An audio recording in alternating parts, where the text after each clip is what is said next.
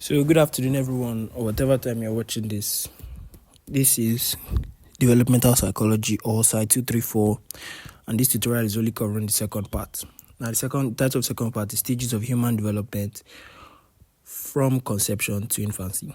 Now, at the end of this lesson, you should have the most rudimentary understanding of all the stages, of all the processes, of all the developments that happens from conception to birth, month by month, trimester by trimester, or by week by week.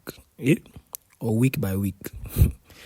Know the factors that could affect the infant in its uterine environment. Understand the neonate and most things concerning it.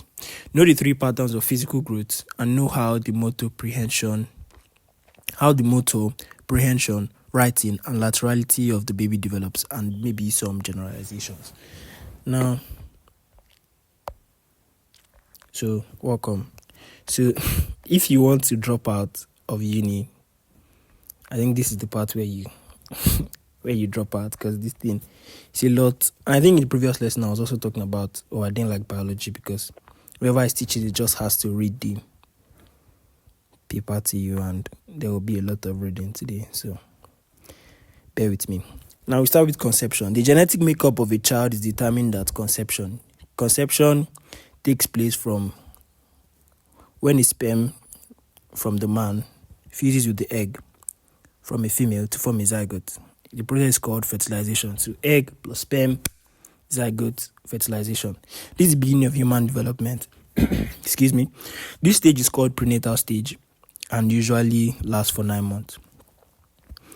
The development at this stage is rapid and body structures are formed. The environment of the growing human organism is of extreme importance at this stage. The zygote divides repeatedly through the process of mitosis until the cells are differentiated into tissues and organs. By the second week of conception, the human embryo has been formed with some human characteristics. Wow, fun biology. Embryo. By now, the embryo is firmly held in place by the umbilical cord attached to the uterus through the placenta. This is also a period of rapid cell division through which cell differentiation and specialization take place. The various body tissues and organs develop, and by the 8th and 9th week, the embryo has fully developed with functional organs and systems. So that's between 8 and 9, that's 2 months. Internal organs for specific functions and nervous system. This develops into the fetus. The fetal stage is the period between 2 months till birth. So the baby is a fetus, or whatever it is a fetus, or the embryo. The embryo is a fetus. It will become a fetus from 2 months till when it is born. Then this period is called ossification. If you have like a little note, you can write all these things down. And for their differentiation and specialization of cells, the specialization of functional organs is completed during this stage. That's massive. A step-by-step guide to conception. After ovulation, the egg lives for 12 to 24 hours and must be fertilized in that time if a woman is to become pregnant. Great. The burst of estrogen just before ovulation also works inside the neck of the uterus to make a protein-rich clear jelly that covers the top of the vagina during sex. This makes the vagina acidic, which prevents thrush and other infections. This is also a suitable environment for sperm survival. The sperm rapidly swim up and into the cervix, where they can survive in the mucus for up to 5 days before an egg is released. When the egg is released at ovulation, it is covered. We can skip all of that. As pregnancy grows and implants itself into the mother's uterine lining, because I think you can read that, it's sending an increasingly strong signal to the ovary to prolong and increase its production of progesterone, and pregnancy needs to survive. Now, this is like the bulky part of it, so I'm just going through this table then. So first month, the embryo is fixed to the uterus through the placenta. It is nourished, gets rid of waste through the placenta. Heart, liver, and systems are formed. So like your placenta is your mouth and your excretory organ. It is nourished and gets rid of waste through the placenta. So the placenta is attached to your belly button. So like your belly button was like, the most important part of you at some point. Second month, limbs begin to form and facial features become defined. Other external organs are visible. All features of the body are now very distinct. That's at third month. First, toes and eyelid begin to form. Most women now notice the physical signs of pregnancy. Fourth month, oh my God. All organs are now formed and fetus becomes active. Movements of the limbs are now noticed. Fifth month, the sucking and swallowing reflexes are developed. The heartbeat is audible to the stethoscope. Movement becomes pronounced and stronger. 6 months, the fetus has grown bigger and with the mother's tummy now protruding. Kicked more vigorously, the skin is now reddish and wrinkled. 7th month, the physical development at this stage is almost completed and the fetus can survive the harsh conditions of the outer world should it be born prematurely. 8th month, the fetus is almost fully grown as much as it could be and now in a head down position. So now it is facing the right position for birth. That's at the 8th month. The fetus now, with functional organs settled down toward the abdomen, now a miniature adult, it can be safely delivered. The average weight is between 2 to 5 months. Now this part is talking about the trimesters and weeks from 1 till 40.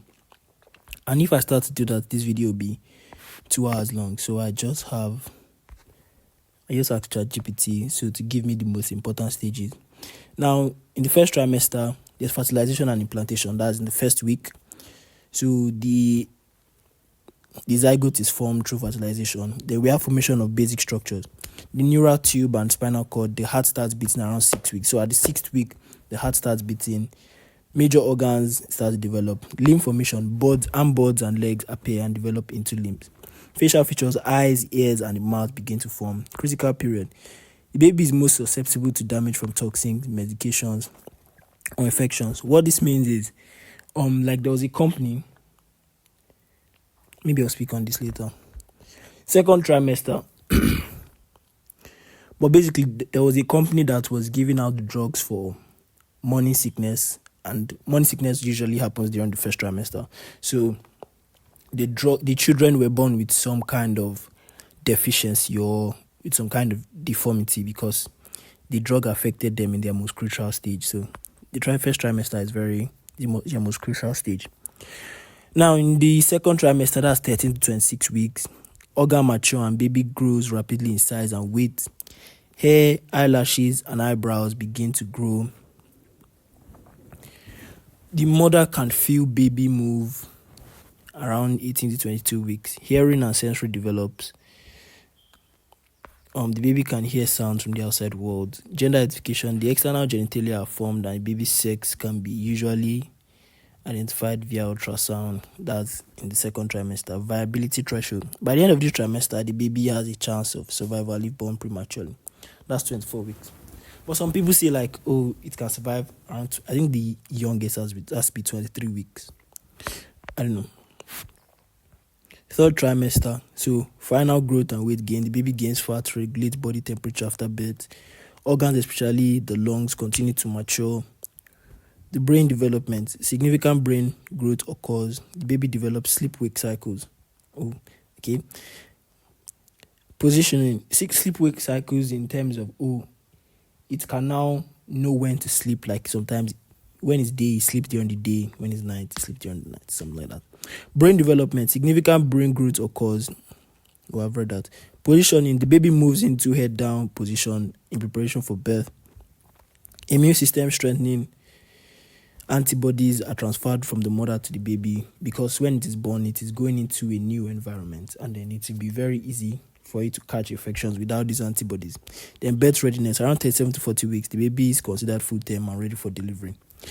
And that's all I'm saying on these trimesters. But if you want to cram them week by week,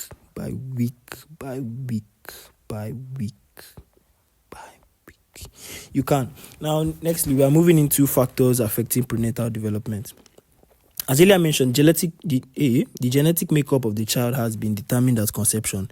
Some of these factors include intellectual potential, characteristic traits, chromosomal abnormalities, gender, hormones, and certain diseases. However, these potentials will be developed.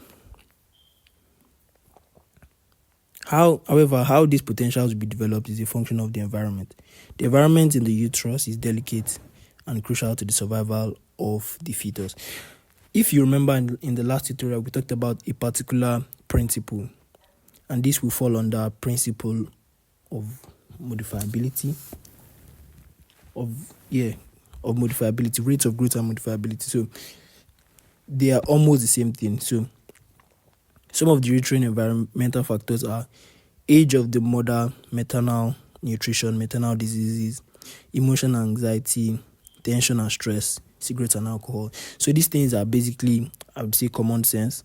So mother of matter, let's start with the book. Nutrition. So balanced diet is very important when the mom is pregnant, because this balanced diet serves as a building block for the child to grow properly. If the child is where the mother is malnourished and she's not eating a balanced diet, the baby who relies on the mother for its nutrients requirements cannot grow properly. And then the baby can even grow some weird defects because of or brain dysfunctions because he's malnourished. That's fantastic. So health, almost the same thing as almost related with nutrition. Like the mother's health should be top. She should always be going for antenatal services, because if her health is poor, she has some diseases. Like in the book, there are some diseases like German measles or rubella, and they can have very serious consequences. If the mother has German measles in the first trimester of pregnancy, the child may be born with eye defects and mental deficiencies. Then also, if the mom has some sexually transmitted diseases, it can also be transmitted onto the child. Moms could also have bad effects. Even continuous attacks of malaria can make the mother anemic and therefore unable to furnish the baby with normal oxygen. Drugs. Like I said before about those drugs, the mom has to make sure that the drugs that she takes are prescribed by a trained or certified physician or doctor. I don't know. So you have to be careful on what you take. You have to be careful of not taking like all these herbs, these drugs. The mother has to be watchful of these things. Now, a factor which can affect the well-being of an unborn baby is the age of the mother. Very young mothers and old mothers tend to have complications. So research has found that young adolescents before the age of 18 and first-time mothers after 35 tend to have problems and difficult labor. So basically, like before 18, your body hasn't yet developed the sexual organs or the organs it needs to carry a child to term. So like difficult labor can occur, meaning that it will be hard for the child to come out, and then that can cause like neurological injuries to the child. And then first-time mothers after the age of 35 can give, like their children have higher chances of developing Mongolism. And then also another thing in the book, they spoke about the older mothers tend to have more multiple births. So if you've seen those videos that will be like, oh, I've been married to my husband for 15 years and we've tried and we've gone to so many places. But then this year, the Lord blessed me with 3 bouncing baby boys. Yeah. As much as the miracle, like God bless them, but the chances of you having multiple births increases as you grow old. You can research why, but that's not my concern for today. Now, accident. A light fall may not affect a pregnant woman and her unborn child adversely. But if she falls from a bicycle or is involved in an accident or a fight where she experiences heavy impact, the baby may be affected. The placenta may be partly detached or completely cut out. So like I said before, the placenta is your mouth, is your excretory organ. I'm not really sure if it's also your also helps with your respiration. I'm not sure. They didn't say it. This means that the baby may not have the usual nutrients. Bleeding may occur. There may be miscarriage and other complications. Certainly, the development of the child will be affected if the placenta becomes inefficient, so that brain damage, small size, or premature birth may occur. So a damage in your placenta is something that can happen if there is a heavy impact, a car accident, or she falls abruptly. Now, irradiation. I think I also mentioned this in the other tutorial. Like, you break your hand. The mom breaks her hand and then she goes for a checkup. If you're still in like your first trimester or something, and then those X-rays hit you in the baby, it can mutate or affect your genes. The use of X-ray and burning effect of similar materials has to be discouraged. Okay, without replacements, the baby could be deformed. The eyes and the brain are usually badly affected. The heart and respiratory system too can be affected. So you need to be careful with irradiation. Then alcohol, tobacco, and smoke. Very self-explanatory. For some years now, the World Health Organization has been warning people in developing countries about possible harmful effect of drinking and tobacco. Recently, the toxic effect of inhaling smoke constantly from cooking with firewood, cow dung, etc. on pregnant and other women have been discussed. The effect is particularly bad where the fire is in enclosed spaces. Generally, the babies of women who drink and smoke heavily are smaller. Small babies stand a higher risk of infection after birth than bigger babies. So, smaller babies, the babies of women who drink and smoke are small. Then also, tobacco and smoke may affect appetite and reduce nutrient intake. So because you are taking tobacco and all these substances, the mother wouldn't eat as much, leading to a malnourished parent. A malnourished parent equals to malnourished baby. So blood incompatibility, like this one is quite sad and rare. So sometimes certain blood factors of the father and mother of the baby do not agree. So it's not your village people, nobody's after you. It just cannot work. They are said to be incompatible. They cannot work together even for the sake of the baby. One such factor is the resource factor. If there is such disagreement or incompatibility, some complications result in such a way that miscarriage may occur or the baby may experience health problems. So, you people have been trying for years and years, but every time miscarriage. You don't have to go to Babalawo. There's no witchcraft. You can just check for these things. It could just be the resource factor, which is quite sad. Emotional stress. So generally in our country, pregnant women are happy. The husband, in-laws, the women herself have a very positive attitude toward pregnancy. Everyone prays for the safe arrival of the baby. However, in some circumstances, this may not be the case. Death in the family, unwanted pregnancy, ill treatment from husband and in-laws, and other bad news may depress the pregnant women. Emotional shock and stress may reduce her appetite. Reduction in appetite means less intake of nutrition, and you know what that leads to. And also and quantity of nutrients, I already said that.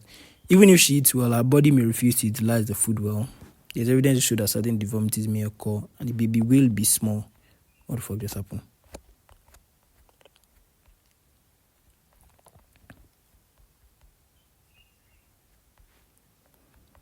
Now, difficult labor. Because of the fact that medical facilities are not sufficient, also with ignorance and poverty, many babies are born outside of hospitals and medical clinics. It's only when labor becomes prolonged and difficult that some pregnant women are rushed to the hospital. Sometimes the baby dies before birth, stillbirth. Sometimes the supply of oxygen to the brain cells is so poor, some brain cells die off. The child then suffers from MBD or even mental retardation, which is more severe. I think I've actually seen something like this in real life. So the lady, which is actually like quite sad news, because the lady, the first time she was giving birth, she had to do CS. The second time she had to do CS. So I don't know, for some reason, the third time, I don't know why you're having a third time in the first place. So for some reason, they went to this woman that said that makes herbs, she can do it. So they tried and it was difficult. It didn't come out. Took a lot of time. By the time they rushed her to the hospital, I'm not sure if the baby survived, but sadly she passed away. So you should try to avoid that. Don't go to hospitals. Sometimes you can see the damage and they show up as physical handicap. Directly and indirectly, such handicap influence the way children see themselves, their self-concept, and the way they relate to other children. So the neonate. Now, what is the neonate? Legally, life begins at birth, but biologically, it begins at conception. life begins at birth, legally, but biologically it begins at conception. The newly born baby is referred to as the neonate. So what you just gave birth to is called the neonate during the first 4 weeks. The study of the neonate reveals children of abnormal behavior who can be given any remedial treatment. Birth complication and damages do hamper postnatal development and at times alter it altogether. Some of the effects of brain damage and development are of the following. So we have neurological injuries, anoxia, and the breech birth. So if you want to read it, that's fine, but I'm going to read it. Neurological injuries. Damages may be done to the brain or nervous system and brain cells when the brain is compressed while the fetus is passing through the birth canal. So let's give an instance where the mother is below 18 and her body hasn't developed properly. So now in the process of labor, the child can't come out easily.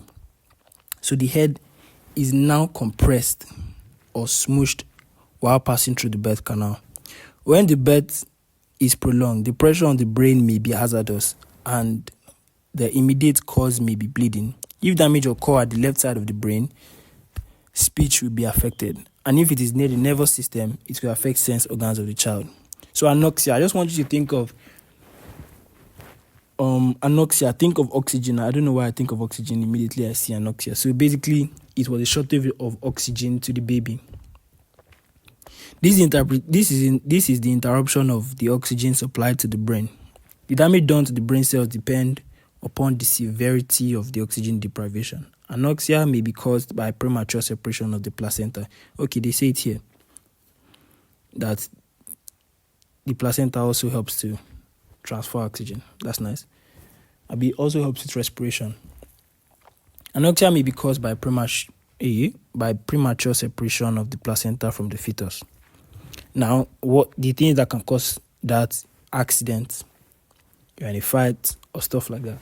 Now, breech birth is when the baby is born the wrong way. In the third trimester, we learn that at the 8th month, the baby turns ready for pregnancy.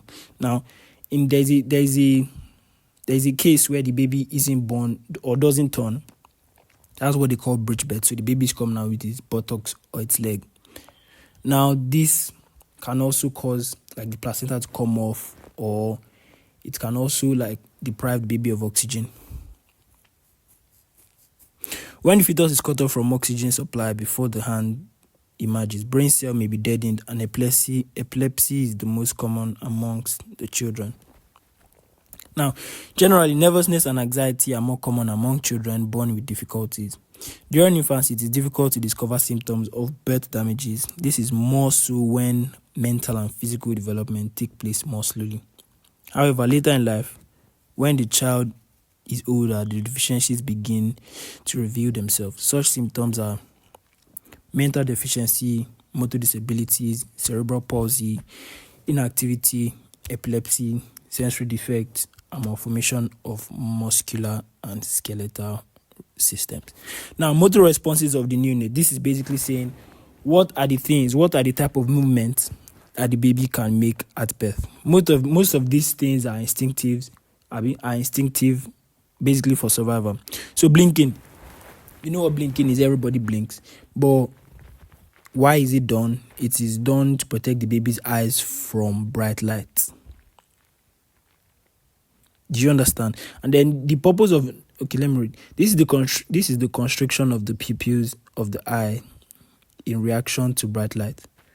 This reflex has a protective value from eye damage.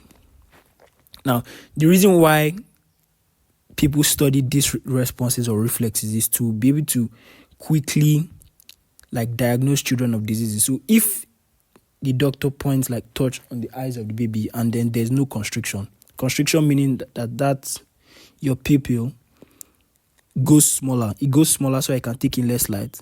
And then when there is no light, it will grow big again. So if that doesn't happen, the doctor can quickly say, oh, the child is blind. Now, the next thing is sucking. Of course. This occurs when the infant is hungry. So palmar reflex. Has a baby ever grabbed your chain or just grab some? They never let go. It is the tight gripping of the hand of the neonate when gently stimulated by any pressure, and it's so fast, they just and they grab it. Once they grab like that, it's between you and God. The reflex can be so strong as to maintain the neonate's weight when lifted on its grip. Now, the Babinski reflex, I had to go and watch YouTube. So just write Babinski reflex. That will help you to visualize what it looks like. It refers to the extension of the big toe and the fanning of others. When the toe or the foot is gently struck or stimulated, it shows activity. Now, Moro or statue reflex.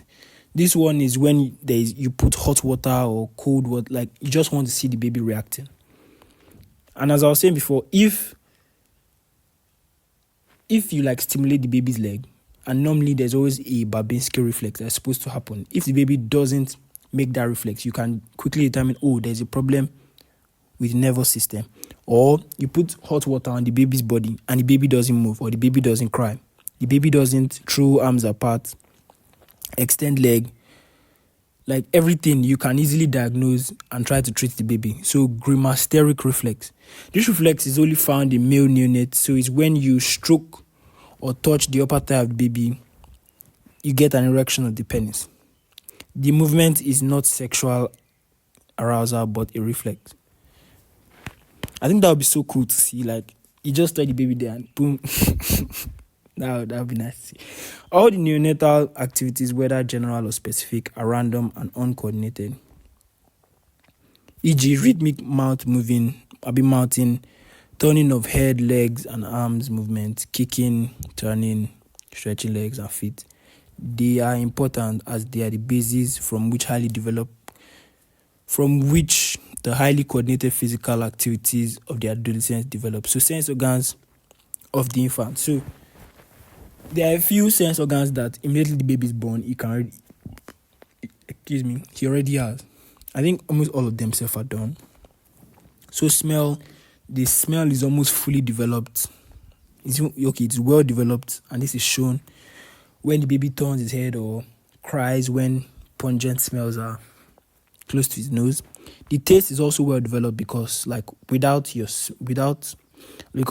smell and tasting almost work hand in hand. So hence, the infant can differentiate between pleasant and unpleasant stimuli.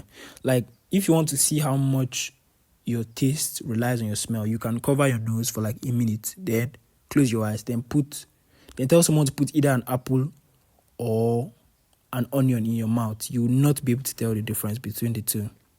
So your smell is very important to your taste. Now, organic sensitivity in the sense of, the baby can get hungry, the baby can show signs of thirst, are well developed at birth, and hunger constrictions at birth in the stomach will produce painful sensation in the abdomen to the child.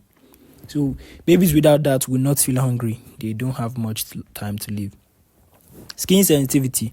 Organs for touch, temperature are well developed for the child and may be close to the surface of the skin. Sensitivity of touch and pressure is greater in the face.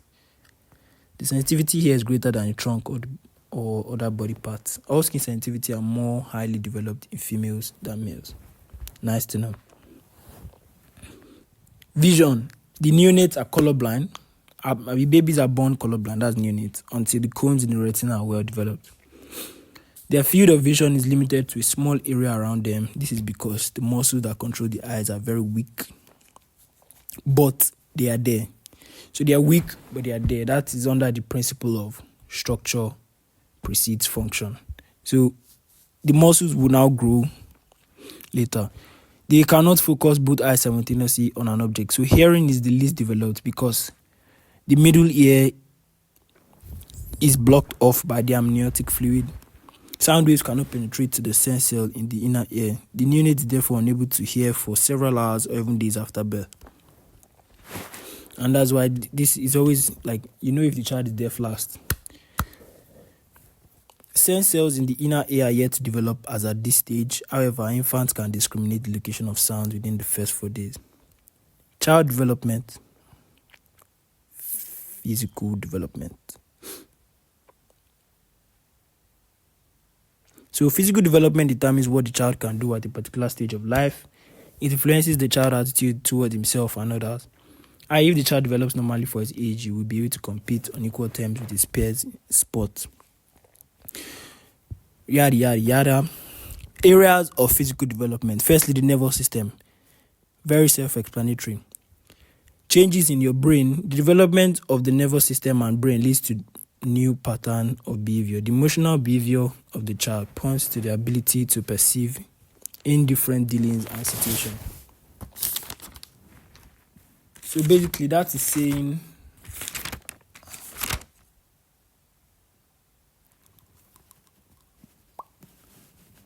the development of brain leads to the development and ability to perceive emotions. So you can use emotions and your nervous system, is better or grows over time. The growth of muscles, very self-explanatory. Over time, your muscles will grow, and which will allow you to play more sports and more activities. The growth of the endocrine gland. So changes here result in new patterns of behavior. When you are in puberty, your hormones change. You're more interested in the opposite sex, and it becomes more conscious of what you wear and how it looks. Body homeostasis. The behavior of the child is influenced by general physical conditions, which are dependent upon the balance functioning of different parts of the body. The maintenance of this balance is called homeostasis. God sees us, This is why I don't like biology. You're just reading. There's nothing to teach in biology. Just read the book. Life is not that hard. So the determinant of physical growth. Hereditary. This factor is best seen in the physical appearance of the child. So because of your genes, you're more likely to look like your parents than for you to differ from them. So determinant of physical growth. So if your parent is 6'5", or if your parents didn't grow to a particular age by the time they were 6, to a particular height at when they were 6, you too might not grow past that height until you're after 6. So your hereditary changes. So environmental factors. These include nutrition, opportunities to learn, emotional factors. So the separation of the baby from his parent during infancy and early childhood can result in retardation of growth. So now there are patterns of physical growth. One thing I've noticed about this book or this paper, it doesn't use growth and development interchangeably. Like it uses growth for one thing and it uses development for another thing. I think further down we would see it. So patterns of physical growth, there are 3 broad patterns. Somatic pattern of growth refers to body growth. It includes the quantifiable things you can see. That's why they use growth.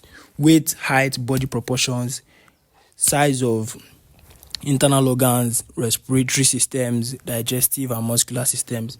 So everything. So somatic pattern is purely talking about the body growth, the physical body growth. And then some grow at rapid rate, some grow at slow rate. So if you remember the principles I spoke about in the first one, that should give you. So now can you tell me which of the 9 talks about this period of rapid and slow growth?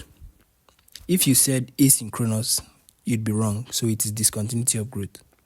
Now, you already know 0 to 2 is rapid growth.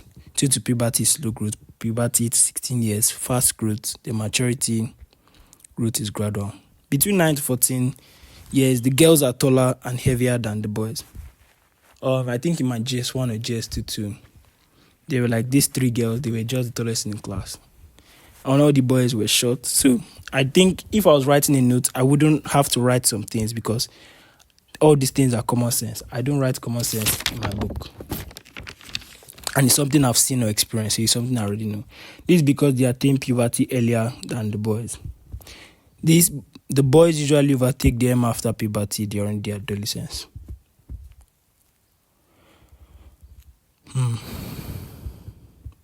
Since growth is energy consuming, the child is easily fatigued and irritable. Nutritional requirements of the child are greatest during periods of rapid growth, especially puberty. If the child is undernourished, he becomes weak and irritable and will show no interest in schoolwork. During rapid growth, constant new adjustments are made and bodily hardly maintains homeostasis. The child thus becomes awkward and motor coordination clumsy. Neural growth pattern. This pattern refers to nervous system. So the brain and everything, like the brain, the spinal cord, everything. So the brain is divided into two parts, cerebellum and cerebrum. Cerebellum and cerebrum. So cerebellum is the lower part and the cerebrum is the higher part. That is the higher part. The growth of the nervous system is extremely fast before birth and first 4 years of life. You can see that they use growth, not development, because they can quantify how fast it is growing per day. They can say, between 0 to 9 months, it grew at a rate of 2 centimeters per day. They use growth. For the first 2 years, the growth attains 75%. The lower brain triples its growth. Like, all these things are quantifiable. That's why they're using growth. I just wanted to maybe point that out. The upper brain controls the mental functions and the skilled movement of the child. The rapid growth of the cerebrum brings about the changes in the child's mental health. So the lower brain is responsible for what? Child's balance and postural control, while the upper brain is used for the serious stuff like mental functions and the skilled movement of the child. Now then, we have sexual pattern of development. You can see for the two, they have used neural growth pattern, and then somatic growth pattern. But in this one, they're using sexual pattern of development. Now, this refers to primary and secondary sex characteristics. Primary in the sense of your penis, testis, vagina, and ovary. Then the secondary characteristics refer to development of the breast, facial and pubic hair, and pubic hair, and breaking of voice. Can you quantify how much your voice is breaking? Can you quantify how much hair your face grew? Like, when they say development of the breast, they're not saying it's growing bigger. They're saying like the functions or the structure of it will develop on the inside. I don't know how to explain. Like, it becomes more breasty. Fantastic. But I'm just trying to make you understand the difference between development and growth. Just something that I should know. Sexual maturity is marked by puberty. Puberty is marked by French word menage for girls and spermatozoa for boys. The average age is 10 to 14 to 18 in Nigeria, and the range between 10 to 20. This period ushers in adolescence. Now we are going to talk about motor movement, the development of motor skills, development of prehension, and the rest. At all ages, many school activities are posited on the assumption that practice and growth have yielded sufficient development. You can read that by yourself. Now, growth in motor skills. What they mean is growth in general motor skills. So basically, skills involve the movement in the whole body. So jumping, running, climbing, pushing, something that involves the whole body. Now, fine motor skills refer to smaller skills involving the handling of tools, and so on. So those are the two under motor development. Then development of prehension. This refers to the using of hand to hold stuff. So the child will first attempt to grip stuff, to grip objects placed before him. That's what the child always tries to do. Then he tries to go beyond the object in order to draw it to himself. Then the next one is the child tries to use his palm to hold the object as he cannot coordinate his fingers. This is called prime time skill. So he's going to put whatever object into his palm and he's not going to try to hold it with his fingers. So that's what you call the prime time skill. Then he grasps. That's what you had word. The object between the thumb and the index fingers. This is called the palmar scoop. The coolest man on the planet. So this one is saying between the thumb and the index. I don't really understand what that looks like because I tried to use YouTube to know what it looks like, but you just be seeing edits of Palmer. So you can just know it without knowing what it looks like. Now the child holds the object between its fingers and the thumb. This is called the pincer grip. So imagine you want to carry a mug or a bottle of water. The way you grab it, like a crab. So that's nice. The development of writing. This one, it follows a sequential order. So at first, you can first carry big things. So at 7 months, a child can hold large crayon, but not a pencil. Then at 18 months, the child can draw lines with those crayons. Then at 18 months, the child can draw lines with those pencils. Then at 2 to 3 years, the child can scribble meaningless words. Then between 4 and 5, he can use pencil on paper. That means he can like draw stuff, and then he will just be like, oh, that's mommy, that's that. This is the age where they begin to like draw. Now at 6, he or she can control and the pencil and now write. At 9, this is where your handwriting develops, and at 12, you unlock writing skill. So, ding, writing unlocked at 12. Now, the development of laterality just refers to that everybody prefers to use one side. So, either you're right-handed or left-handed. I actually still don't believe that left-handed people are real. Like, they're just seeking attention. Like, oh, look at me, I'm special. In assignments requiring the use of an eye, one hand, or one leg, vision inside the butt, like, if you're using your left hand, grow up, man. Like, okay, it was cool when you were young, but now you're an adult. Use your right hand. Handedness. This is the preferential use of the right or left hand. There are 3 types. Dextrality, that's right hand. Sinistrality. See, sinister, from the word sinister. You people, grow up. The use of left hand. Ambidextrality, the use of both hands. So when you're ambidextrous. Now, the theories of hereditary cerebral dominance and that of physical size have been rejected because there is no preference for either hand at birth, and that the observations of accident victims do not support them. So, but social development theory states that the preference for the right hand was as a result of imitation. So, because you saw people using your right hand, you start using your right hand. Because there are more people using right hand. Excuse me. Now, the effect of handedness. Our world is dexterally minded because, what's dexterality? That's right hand. Consequently, machines, tools, clothing, everything, watches, was built for right-handed people. Left-handers will have to try to adapt these for use. In the school, guidance and demonstration are often with right hand, making they are more meaningful to right hand has. They therefore develop skills and greater speed than the left hand. Left-handers often become fatigued easily, at times frustrated when they cannot cope with the speed. Left-handers are often conspicuous in their group and appear to be maladjusted. They have negative self-concept. Why? However, handedness should not be forced. A forced change after 6 years may lead to stuttering or other forms of nervousness. Now, generalization about motor development. Children, especially boys, place a high premium on physical strength, vigor, and coordination. There is a close relationship between popularity and strength. This is this is an instinct that almost every animal has. So, at birth, the male children are always trying to flex, play fighting, trying to have a hierarchy. So we do it too. There is only a slight relationship between a child's mental ability and his motor skills. Fantastic. Growth of muscle mass precedes its function. I've said that before. Development is functional development. Hence, it's not common to find children who look big enough to be well coordinated but who are immature. This is one of life's hazard for the larger child for whom the world has unreasonable expectation.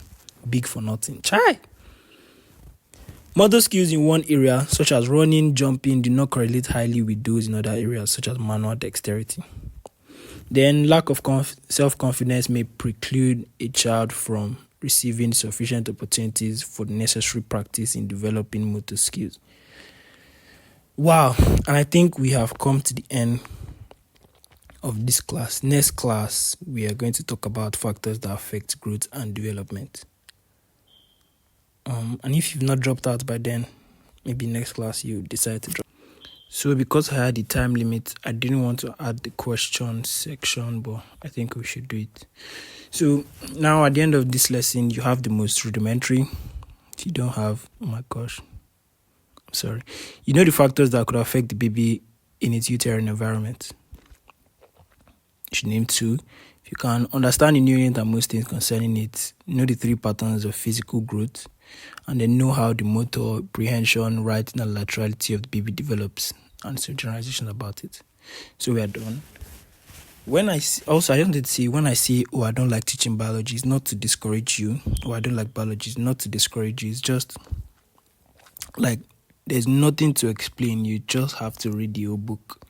There's no tips, there's no anything, you just have to, read everything. So there's really no good teacher of biology, just read the book back. Some can try. Now let's face the summary questions. Why is it not going down? Now, in which week does the heartbeat develop? We spoke about it. That to be in the 6th week. You should really try to read and go through those week stuff. I have a time limit. List 2 factors affecting development. We can name factors like nutrition. If you mention age of mother, drug use, substance use, irradiation, incompatibility of blood, that can help. What is anoxia? I told you to think of oxygen when you think of anoxia. So there's a deprivation of oxygen to the baby's brain. Yeah, to the baby's brain. Then what's the grimasteric reflex? That is, it only happens in which gender? In the males. That is when you touch their or stroke or stimulate their upper thigh and they get an erection. Which is the least developed sense organ of a neonate? That's the hearing. Why? Because there is a stoppage of the middle ear because of the amniotic fluid. And then the inner ears have not fully developed, which is why hearing, or if a child is deaf, is always the last one to be known. Later in life or something, or later down the time. So what's somatic growth? Somatic growth pattern, I feel like I'm just saying the answer directly. Think about it. Somatic growth pattern is, I don't have time. Okay. Somatic growth pattern is like the growth of your body proportions, your weight, your height, the growth of your systems. List 2 secondary characteristics of sexual pattern. That is what? Pubic hair, development of breast, breaking of voice. Then what is the palmar grip? Coolest man on the planet. What's the palmar grip? When it is in between your index finger and your thumbs. I don't really know what that looks like. Would you hang it in the middle? That'd be painful. But that's what they said. And I can't find it online. At what age is the skill writing unlocked? Is unlocked properly at 12. What is sinistrality? Wicked people. Hey, sorry. Left-handed people rather.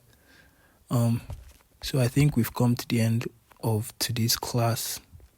Goodbye and good luck.